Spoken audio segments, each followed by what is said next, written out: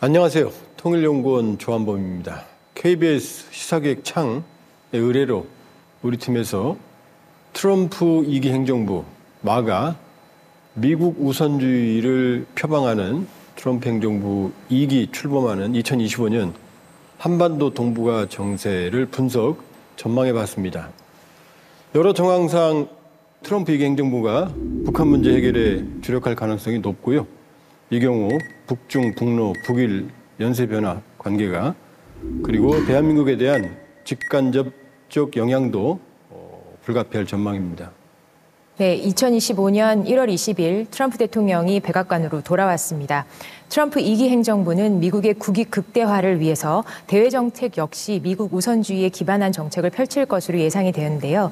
특히 미국 주도의 질서를 공고화하기 위해서 분산된 정책적 자원과 에너지를 재편하고 이를 대부분의 역량을 대중국 견제와 압박에 활용할 것으로 예상됩니다. 그렇기 때문에 2기에서도 인도태평양 전략이 핵심 전략으로 자리 잡을 것으로 예상이 됩니다. 그리고 이러한 것은 한반도와 한미 관계에도 영향을 미칠 것으로 예상되는데요. 특히 미국이 주도하는 대중국 견제 정책에 있어서 한국을 비롯한 동맹과 우방국의 적극적인 동참을 요구할 가능성이 높습니다. 뿐만 아니라 동맹 차원에서 지난 1기에서부터 제기됐었던 다양한 동맹 분담에 대한 문제를 제기할 가능성이 높습니다. 전략자산 전개, 연합훈련 비용, 사드 사용료, 그리고 방위비 분담금의 재협상 등이 재개될 가능성이 제기되고 있습니다.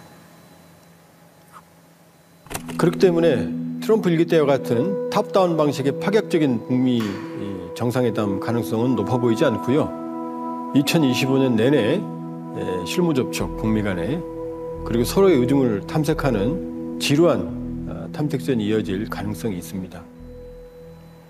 북미 비핵화 협상 시나리오는 세 가지로 우리가 가정해 볼 수 있습니다. 빅딜, 스몰딜, 노딜. 첫 번째 빅딜은 CVID. 완전하고 검증 가능하고 불가역적인 비핵화, 즉 완전한 비핵화입니다. 우리와 미국, 세계가 원하는 비핵화고요. 문제는 북한은 이미 핵보유를 헌법에 명시했고 핵무력 정책법, 그다음에 전술핵 운용부대까지 실전 배치했기 때문에 북한이 수용할 가능성이 높지가 않죠. 두 번째 스몰딜은 북한의 핵을 부분적으로 인정받고 핵 동결, 여기 이 상태에서 더 이상 핵 능력을 고도하지 않는 것, 그다음에 부분적인 비핵화입니다. 이건 김정은 정권이 원하는 거거든요. 그러나 이건 북한의 핵을 인정한다는 거라는 점에서 한국과 국제사회가 받아들이기 어렵죠. 따라서 세 번째 가능성은 노딜입니다. 결국 협상이 결렬될 가능성이 높다는 거죠. 2025년 트럼프 2기 행정부는 트럼프 대통령이 이미 여러 번 언급한 것처럼 김정은 정권과 협상을 시도할 가능성이 높고요. 그러나 하노이에서 이미 실패를 경험한 김정은 정권은 보다 확실한 개런티, 보장을 요구할 거고 트럼프 대통령 역시 1기에 비해서 보다 정교한 접근할 가능성이 높기 때문에 양측 간의 빅딜과 스몰딜 간의 이견을 좁히기는 쉽지 않을 거다. 따라서 실무 접촉 혹은 서로 밀고 당기는 소위 밀당 이런 것들이 2025년 내내 지루한 반복을 할 가능성도 배제할 수는 없는 상황입니다. 러우 전쟁이 종결되면 북한과 러시아 간의 허니문이 끝날 수 있습니다. 하지만 이는 북러 간의 관계 악화가 아닌 관계 심화가 다소 약해질 수 있다는 의미로 해석할 수 있습니다. 올해 5월 9일로 예정된 러시아 전승절을 계기로 김정은 위원장이 러시아를 방문하는 그 계기를 따라서 북러 관계의 향후 미래를 예측할 수 있습니다. 러우 전쟁이 좀 어느 정도 진정 상태에 접어든다면 푸틴 대통령은 분명히 경제 발전을 도모할 것으로 보입니다. 이 경제 발전은 관계가 손상된 유럽 지역보다는 아시아 태평양 지역, 특히 극동 지역의 발전에 도모하는 것으로 좀 예상이 되는데요. 특히 이때 한국과 일본과의 관계 개선을 도모할 가능성이 큽니다. 경우에 따라서는 북방 도서의 반환, 북극 내 항로 개척 등에 관련해서 러시아와 일본 간의 파격적인 협상이 진행될 개연성이 있습니다. 그리고 올해 북한은 당창건 80주년입니다. 이것을 계기로 북한과 중국 간의 관계를 지금 최악의 관계를 면하려고 여러 가지 노력을 할 것 같습니다. 북한과 중국 역시 양측 이 관계가 최악으로 되는 것을 막기 위해서 여러 가지 적정한 시점에 관계 개선을 도모할 것 같습니다.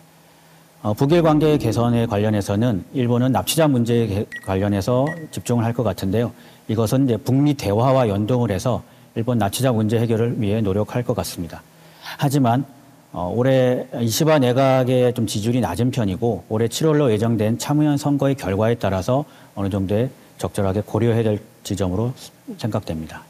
트럼프 2기는 피하 구별이 없고 그리고 합리적 해결보다는 자국의 이해관계를 우선하기 때문에 우크라이나 사태, 즉 우크라이나 패싱과 같은 사태가 언제 어디서든 일어날 수 있고 한반도도 예외는 아닙니다.